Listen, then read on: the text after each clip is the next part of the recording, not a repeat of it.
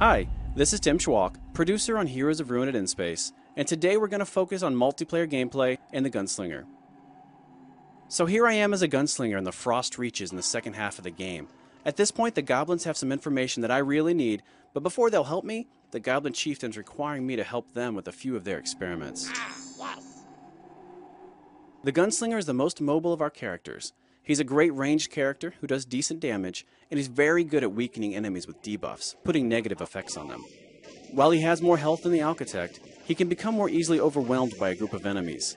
He deals more direct damage to single enemies, making these glacier golems easy pickings. Here I'm using a mix of my default charge attack, my powerful bullet storm ability, and bullet barrage, which allows me to strafe as I fire.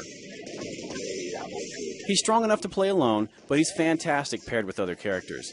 For instance, the Gunslinger has some great moves that stun enemies, and the Vindicator has some moves that take advantage of that, dealing automatic critical hits on stun enemies as one example. I don't have the energy. I'm slowed down.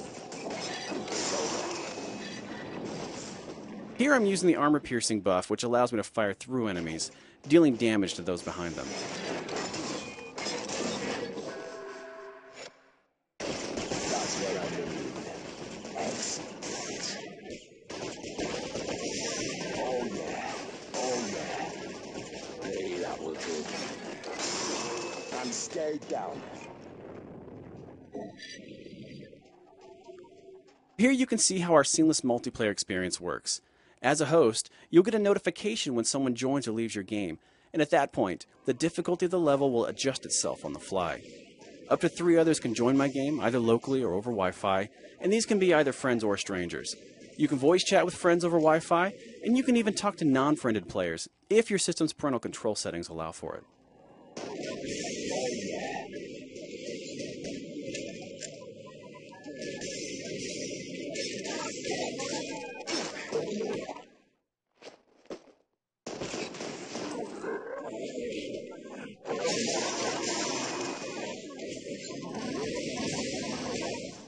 Once we clear out these enemies, we're going to face the giant ghoul Iron Fist. He shouldn't present too much of a challenge for us.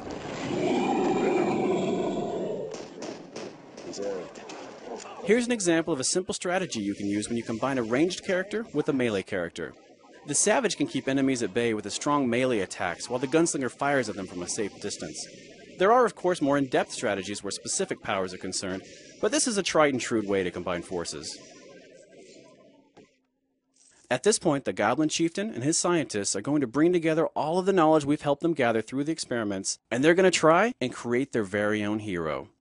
As with all battles in the game, this one actually becomes more difficult as additional players join the fray.